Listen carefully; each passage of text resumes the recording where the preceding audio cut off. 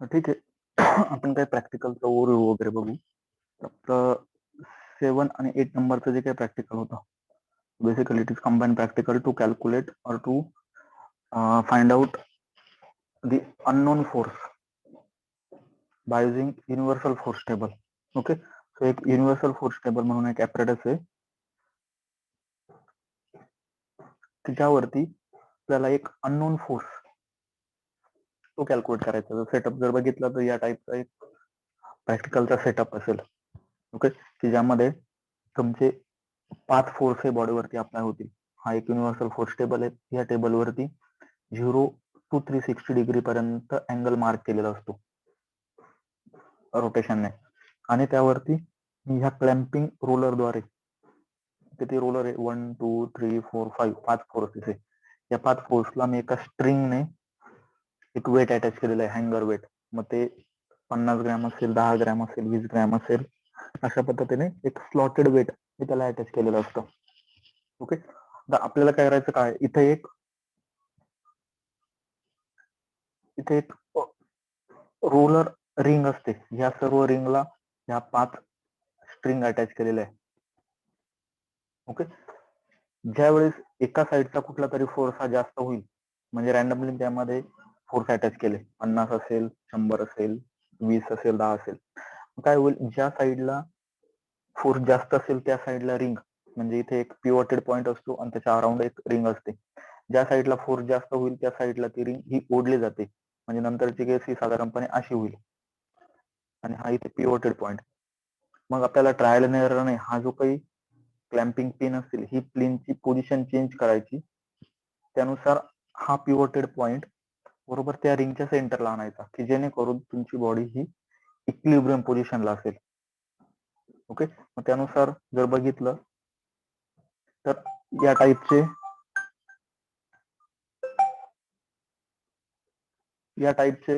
एक काहीतरी रिझल्ट आलेले होते, की जर फोर्स नंबर 1 2 3 4 आणि 5 हे 5 फोर्स मी न्यूटन मध्ये या पद्धतीने जर ऍड केले, तर प्रत्येक फोर्स मधला अँगल इंडिव्हिज्युअल, पहिल्या दुसऱ्या मधला, दुसरा तिसऱ्या मधला, तिसरा चौथ्या मधला, हा अँगल या पद्धतीने येत होता. म्हणजेच हे फोर्स, या 5 फोर्सने आणि ह्या 5 अँगलने तुमची जी काही बॉडी असेल ती बॉडी ही इक्विलिब्रियमला येत होती. ओके, इक्विलिब्रियम येत होते म्हणजे काय, त्याचा रिझल्टंट हा 0 येईल. ओके, आता जर रिझल्टंट 0 येत असेल तर आपण जे ग्राफिकल रिप्रेझेंटेशन बघितलेलं होतं, त्या ग्राफिकल रिप्रेझेंटेशन मध्ये पण त्याचा रिझल्टंट हा 0 असेल. म्हणजे जर मी हे फोर्स जर ड्रॉ केले,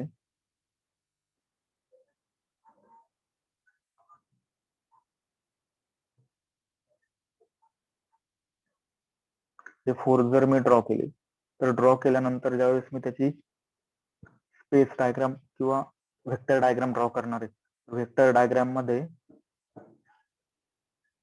1 2 3 4 आणि 5, म्हणजे आपल्याला जसा रिझल्टंट भेटत होता पहिला आणि लास्ट पॉइंट हे एकाच पॉइंट वरती येत नव्हते, तशी ह्या केसमध्ये काय होणार आहे, सर्व पॉइंट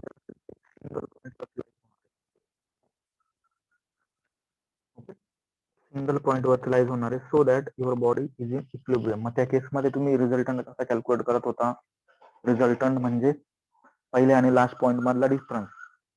आता या केसमध्ये फर्स्ट आणि लास्ट पॉइंट नाहीच आहे, सर्व पॉइंट हे एकमेकांवरती मीट झालेले आहे, म्हणजेच या केसमध्ये रिझल्टंट काय येईल, 0. ओके, या पद्धतीने मी काय केलं,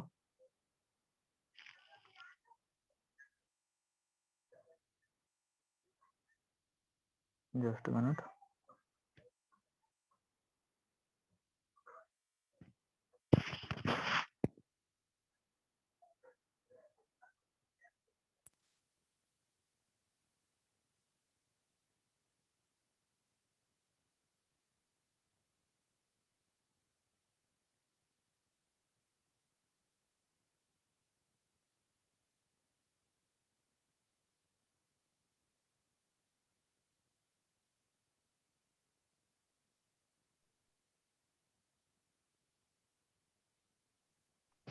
तर या पद्धतीने मी काय केलं, की प्रत्येक जे काही 5 रिडिंग आपण घेतलेले होते, 5 रिडिंग साठी 5 रिडिंगसाठी 5 वेगवेगळे ग्राफ प्लॉट करून बघितले. म्हणजेच अनालिटिकली जे काही कॅल्क्युलेशन येत होते की ह्या पर्टिक्युलर मॅग्नेट्यूड नाही आणि ह्या पर्टिक्युलर अँगल नाही, ही एक्सपेरिमेंटली आले. ते जर मी प्रॅक्टिकली जर सॉल्व्ह केला, हा जर प्रॉब्लेम हा ग्राफिकली जर सॉल्व्ह केला, तर ग्राफिकली सॉल्व्ह केल्यानंतर याचा आन्सर किंवा रिझल्टंट हा 0 येत होता. मग रिझल्टंट किती आला तो इथे पुट केला ग्राफवरनं, आणि तो किती अँगलला इन्क्लाइंड असेल तो इथे पुट केला. असे 5ही प्रॉब्लेम सॉल्व्ह केले. ओके.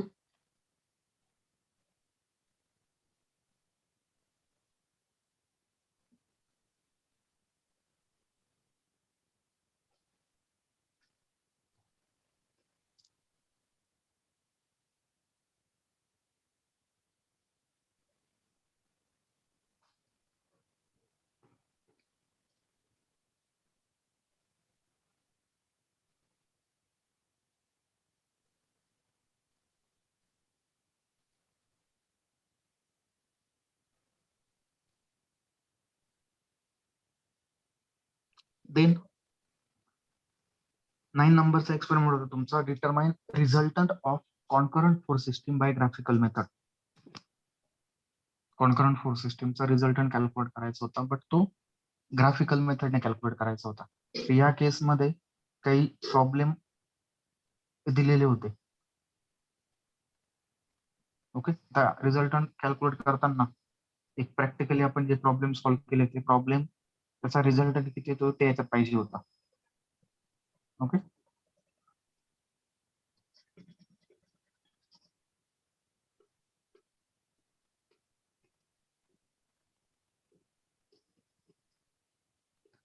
देन एक्सपेरिमेंट नंबर 10, यात काय होतं, पॅरलल फोर्सचे प्रॉब्लेम जे होते, पॅरलल फोर्स सिस्टीम की ज्यामध्ये आपण फर्निक्युलर पॉलिगॉन ड्रॉ करतो आणि त्यानुसार रिझल्टंटची लोकेशन हे फिक्स करत असतो.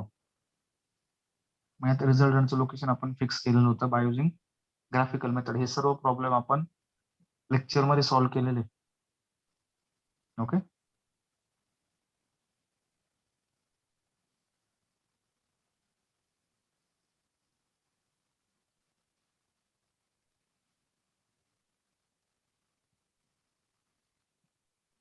Then experiment number 11, determine unknown force by using law of movement.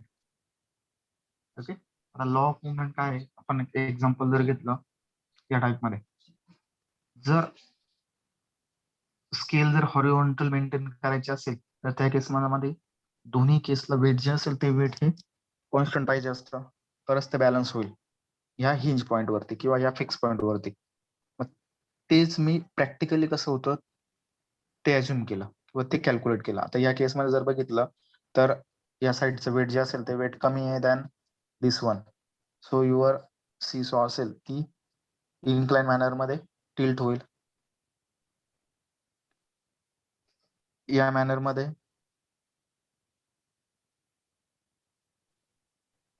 मॅनरमध्ये tilt होईल ती. ओके. मग ते जर बॅलन्स करायचं असेल तर मला काय करावं लागेल, वेटचं जे काही डिस्टन्स आहे, सपोज ही तुमची सीसॉ होती, इथे 5 डिस्टन्स वरती आणि इकडे 5 डिस्टन्स वरती, इक्वल डिस्टन्स वरती जर इक्वल वेट ठेवलेला असेल तर ते बॅलन्स होईल. तर ह्याच डिस्टन्स वरती जर मी वेट जर इन्क्रीज जर केलं तर काय होणार आहे, तो इन्क्लाइंड होईल या डायरेक्शनला.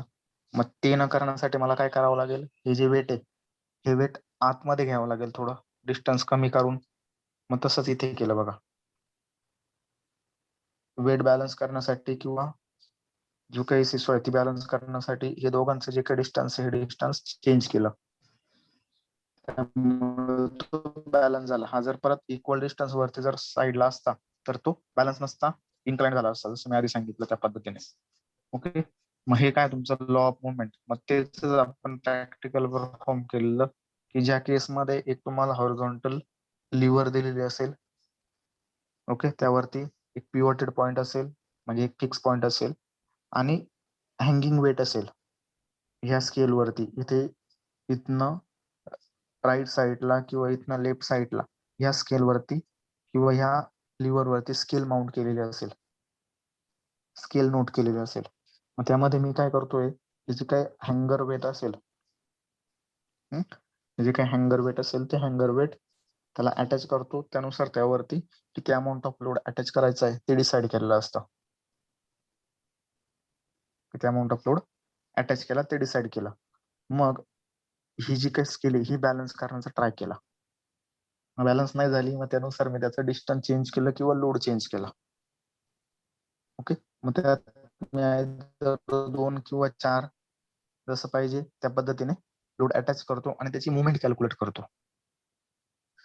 ओके, त्याची मुवमेंट कॅल्क्युलेट करतो. मग 2 फोर्स असतील तर फोर्स नंबर 1 आणि फोर्स नंबर 2, मग त्या फोर्सचं डिस्टन्स फिक्स पॉइंट पासून, मग हा जो 9.81 चा फोर्स होता तो फिक्स पॉइंट पासून 10 सेंटीमीटर वरती होता. हा जो 19.62 चा फोर्स होता तो इथपर्यंत होता. मग त्यांची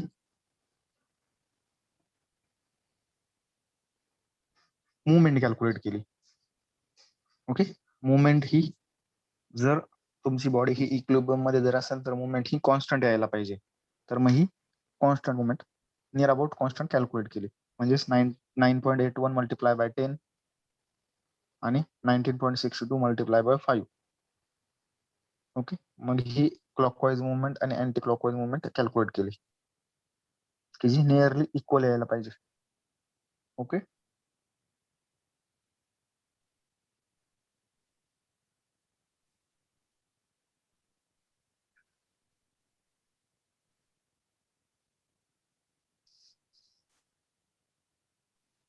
देन लॅमिस थेरम, जसं लेक्चरला सांगितलं तुम्हाला लॅमिस थेरम काय आहे, की 3 कॉन्करंट फोर्सेस बॉडीवरती ऍक्ट झाल्यानंतर बॉडीला इक्विलिब्रियम मध्ये ठेवतात, त्यावेळेस फोर्स आणि त्याचा प्रोपोर्शनल अँगल हे एकमेकांना इक्वल असतात. म्हणजेच लॅमिस थेरम मला व्हेरीफाय करायचा आहे तो बरोबर आहे की नाही, मग त्यासाठी सेम मी ऍपरेटस घेतलं, युनिव्हर्सल फोर्स टेबल.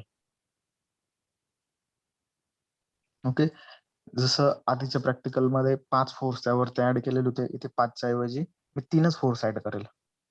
इथे फोर्स नंबर हा 1, इथे 2 आहे आणि हा 3 नंबरचा आहे बघा. त्याची क्लॅम्पिंग पिन इथे 1 नंबर, हा 2 नंबर आणि इथेही 3 नंबर. परत इथे एक पिवटेड पॉइंट आहे आणि एक रिंग आहे, ते त्याला अटॅच केलेलं आहे.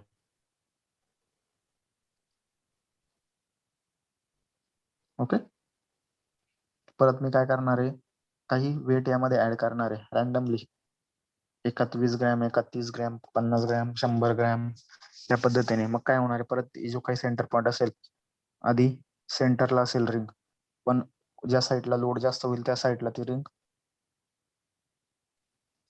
टिल्ट होईल, म्हणजे सेंटर पॉइंट इथे झाला, रिंग याला टच होईल. मी काय करणार आहे, परत त्याचं पोझिशन चेंज करून, फोर्सेसची पोझिशन चेंज करून ती रिंग सेंटर पॉइंटला किंवा पिवटेड पॉइंटला आणणार आहे. मग ती आधी, मग आपल्या थेरम नुसार हा पहिला जर फोर्स मी कन्सिडर केला F1, तर याचा अपोजिट अँगल हा, मग हा अँगल मेजर केला, त्यांचा रेशो घेतला, परत हा 2 नंबरचा फोर्स, मग हे दोन्ही अँगल, परत हा 3 नंबरचा फोर्स आणि हा अँगल, यांचा सगळ्यांचा रेशो जर कॅल्क्युलेट केला तर तो लॅमिस थेरम नुसार कॉन्स्टंट यायला पाहिजे. ओके, मग त्यानुसार मी घेतला बघा तो पहिला फोर्स 100, दुसरा फोर्स 50, तिसरा फोर्स परत 50. या पद्धतीने पहिला फोर्स आणि उरलेले 2 फोर्स मधला अँगल, परत दुसरा फोर्स, उरलेले 2 फोर्स मधला अँगल, तिसरा फोर्स परत अँगल, या तिघांचा रेशो जर घेतला तर तो नियर अबाउट कॉन्स्टंट पाहिजे. ओके, आता इथे बघा या रिडिंग मध्ये किंवा 3 नंबरच्या रिडिंग मध्ये 174, 157, 166 नियर अबाउट कॉन्स्टंट येतोय, किंवा 159, 156 आणि 170 हे नियर अबाउट कॉन्स्टंट येत आहे. म्हणजेच आपण काय केलेलं आहे, जो लॅमिस थेरम बघितलेला होता, ओके, जो लॅमिस थेरम बघितलेला होता तो व्हेरीफाय केला. Okay.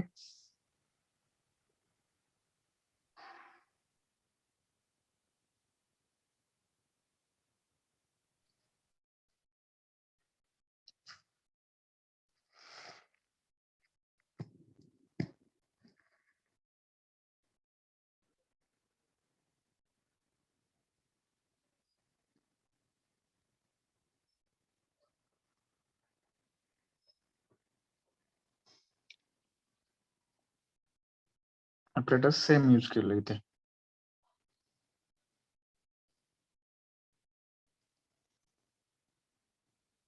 Then determine support reaction of simply supported beam. आपण बीमचे टाइप्स वगैरे बघितलेले होते, कुठल्या कुठल्या टाइपच्या बीम होत्या. त्या बीमच्या जे काही सपोर्ट रिएक्शन आहे त्या सपोर्ट रिएक्शन आपल्याला कॅल्क्युलेट करायच्या होत्या प्रॅक्टिकली. मग त्यामध्ये या टाइपचा एक एक्सपेरिमेंटल सेटअप होता. सेटअप मध्ये जर बघितलं तुम्ही, एक हॉरिझॉन्टल स्केल आहे. त्या स्केलच्या दोन्ही आउटर एंडला एक डायल गेज माउंट केलेला आहे, 1 नंबर हा 2 नंबर. त्याच्यावरती वेट माउंट केलेलं आहे. तर जर मी यावरती वेट अटॅच केलं, सपोज सेंटरला कन्सिडर करा ही काही स्केल आहे, ही टोटल 150 सेंटीमीटरची. आणि त्या 150 सेंटीमीटरच्या स्केलला मी बरोबर 75 म्हणजे इकडे 75 आहे, डायरेक्शनला 75, इथे 0 आहे. हा 0 पॉइंट वरती जर मी 10 न्यूटनचा जर फोर्स अप्लाय केला तर तो सेंटरला आहे. म्हणजेच हे जे काही रिएक्शन आहे सपोर्ट रिएक्शन, या टाइप मध्ये तुमची डायग्राम तयार होते बघा. ही सपोर्ट रिएक्शन, इथे 10 न्यूटनचा फोर्स, इथनं 5 डिस्टन्स, दोन्ही साईडला 5-5. मग इक्वल डिस्टन्स असेल आणि एक फोर्स असेल तर तो काय झाला होता, दोन्ही साईडला इक्वली डिस्ट्रीब्यूट होतो. म्हणजेच रिएक्शन ऍट ए इथे 5 न्यूटन येईल, रिएक्शन ऍट बी इथे 5 न्यूटन येईल. ओके. तसंच इथे डायरेक्टली तुमचं रिडिंग शो करते की रिएक्शन आलेली ए ला आणि बी ला, रिएक्शन ऍट पॉईंट ए आणि reaction at point B. Similarly त्यावरती मी काय केलं, आता एकाऐवजी 2 किंवा 3 लोड अटॅच केले, W1, W2, W3, कुठल्याही डिस्टन्स वरती. ओके. मग त्याचं डिस्टन्स हे मेजर केलं एका रिएक्शन पासून. इथनं हे डिस्टन्स किती आहे, परत इथनं 2 नंबरच्या फोर्सचं डिस्टन्स किती आहे, इथनं 3 नंबरच्या फोर्सचं डिस्टन्स किती. त्यानुसार आपल्या रेग्युलर वेने जसे आपण रिएक्शन कॅल्क्युलेट करतो त्या पद्धतीने त्याची रिएक्शन कॅल्क्युलेट केली. बघा, पहिला फोर्स होता 9.81 घेतला, दुसरा 19.62, 2 लोड अटॅच केले. त्यांचं respective distance from fix point 260 mm आणि 860 mm. या पद्धतीने जर कॅल्क्युलेट केलं आणि जर हा प्रॉब्लेम अनालिटिकल मेथडने जर सॉल्व्ह केला किंवा रिडिंग जर ऑब्झर्व केलं तर या पद्धतीने त्याचं रिडिंग किती येत होतं, 17 न्यूटन RA साठी आणि RB साठी 9.81. ते जर मी अनालिटिकली म्हणजे आपल्या रेग्युलर मेथडने जर सॉल्व्ह केलं तर नियर अबाउट सेम कॅल्क्युलेशन येतात.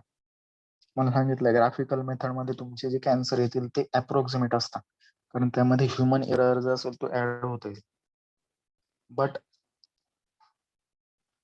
जे काही अनालिटिकल मेथड असेल, अनालिटिकल मेथड तुमचे आन्सर जे असतील ते ऍक्युरेट आन्सर येतात. आन्सर जे असतील ते ऍक्युरेट.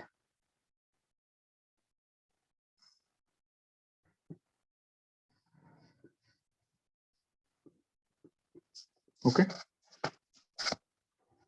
तर यावरून आपण रिएक्शन किती येते सिम्पली सपोर्टेड बीमची ती कॅल्क्युलेट केलेली होती. मग ती रिएक्शन जी असेल ती हे दोन्ही जर कम्पेअर केले मी, प्रॅक्टिकली आलेले रिएक्शन आणि अनालिटिकली, म्हणजेच आपण प्रॉब्लेम सॉल्व्ह करून हा प्रॉब्लेम जर मी तयार केला तर तो या पद्धतीने तयार होतो. बघा, 9.81, 2 फोर्स आहे बॉडीवरती, ही झाली सिम्पली सपोर्टेड बीम. त्यावरती 2 फोर्स आहे. पहिला 9.81 RA पासन हा A हा B,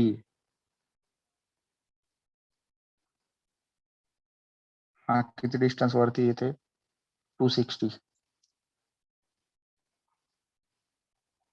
आणि दुसरा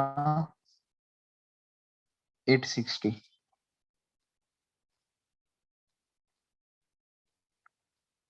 त्याचा मॅग्निट्यूड इथे दिलेलं 9.81 आणि 19.62. हा जर प्रॉब्लेम सॉल्व्ह केला तर मी RA आणि RB हे अनालिटिकली इथे कॅल्क्युलेट करणार आहे. मग ते आन्सर नियर अबाउट एवढंच येतं, 17.65 आणि 9.81. ओके.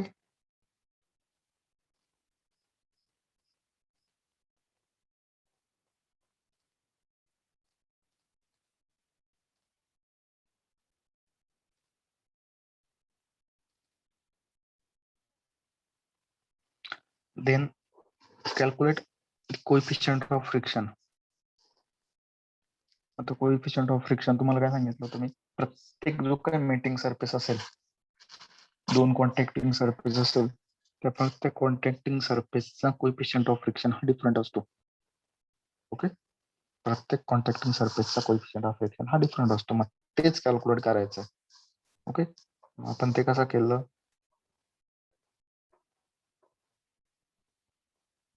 एक हॉरिझॉन्टल सरफेस आहे. प्रॅक्टिकल सेटअप जर बघितला तर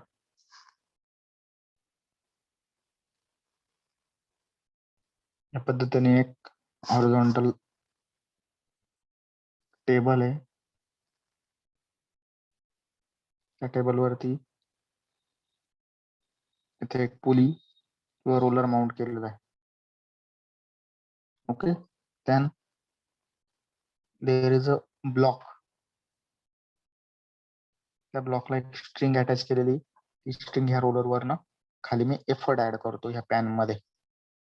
ते P एफर्ट आणि इथे W लोड. ओके. मग आपण तो कसा कॅल्क्युलेट केला कोएफिशियंट ऑफ फ्रिक्शन, की डिफरंट मेटिंग सरफेस घेतली. आता पहिला सरफेस काय होता, ग्लास अँड ग्लास, म्हणजे ह्या टेबलवरती मी ग्लास ठेवली इथे. ओके. आणि हा जो सरफेस होता, हा सरफेस पण ग्लासचा घेतला. ओके, काचेचा. देन ह्या ब्लॉक मध्ये किंवा ह्या बॉक्स मध्ये मी एक 4.9 चा वेट ऍड केला. 4.9. मग तो ऍड केला का, इथे ह्या एफर्ट पॅन मध्ये मी किती लोड टाकणार आहे ते हळूहळू इन्क्रीज करणार. मग आधी इथे किती आलेला आहे, 2.45 न्यूटन. आधी 0.5 न्यूटन ऍड केला, पण ब्लॉक स्टेबल होता. ओके. नंतर 1 न्यूटन ऍड केला, ब्लॉक स्टेबल होता. 1.1 केला, ब्लॉक स्टेबल होता. 1.10 केला, ब्लॉक स्टेबल होता. 1.40 केला, 2.40 केला तरी ब्लॉक स्टेबल होता. म्हणजे ज्यावेळेस मी 2.45 चा इथे लोड अटॅच केला, त्यावेळेस हा ब्लॉक जो असेल तो एकदम स्लाइटली मूव्ह झाला, म्हणजे लिमिटिंग फ्रिक्शन मध्ये आला. मग तो मी किती एफर्ट झाला तो कॅल्क्युलेट केला. मग हा झाला एफर्ट, हा झाला लोड आणि हा झाला एफर्ट. मग यावरनं मी फ्रिक्शन कोएफिशियंट कॅल्क्युलेट केला. कोएफिशियंटचा फॉर्म्युला काय होता आपला, F is equal to F/R. मग F तुमचा आलेला होता, F इज इक्वल टू असतो तुमचा P आणि R is equal to W, normal रिॲक्शनची इक्वल असतो, आणि फोर्सच्या अपोजिट फ्रिक्शनल फोर्स असतो. मग त्यांच्या दोघांचा रेशोवरनं कोएफिशियंट ऑफ फ्रिक्शन आला 0.5. म्हणजेच coefficient of friction between glass and glass तो किती आला, 0.5. असे त्याच्यावरती 3 रिडिंग घेतले. हे 3 रिडिंग घेतले, त्यांचा ऍव्हरेज आला 0.4. म्हणजे मी असं म्हणू शकतो, जर ग्लास आणि ग्लास मेटिंग सरफेस असेल तर त्याचा कोएफिशियंट ऑफ फ्रिक्शन हा 0.4 असतो. ओके. तसंच मेटल आणि वूड घेतला, जो काही ब्लॉक होता. ओके. त्या ब्लॉक, तो मेटलचा ब्लॉक घेतला. हा बॉक्स, हा जो काही बॉक्स आहे, हा बॉक्स मेटलचा घेतला आणि तो वुडनच्या प्लॅटफॉर्मवरती या टेबलवरची ग्लास होती ती काढून टाकली, म्हणजे तो वुडनचा झाला. मग त्यामध्ये परत लोड अटॅच केला, किती एफर्ट लागला ते बघितलं, त्यांच्या रेशोवरनं फ्रिक्शन कोएफिशियंट कॅल्क्युलेट केला. म्हणजेच मेटल आणि वूड साठी फ्रिक्शन कोएफिशियंट किती आला, 0.5. तोच ग्लास आणि ग्लास साठी 0.4. म्हणजेच ग्लास मध्ये कोएफिशियंट ऑफ फ्रिक्शन कमी असतो. ओके. असे डिफरंट मेटिंग सरफेस घेतले.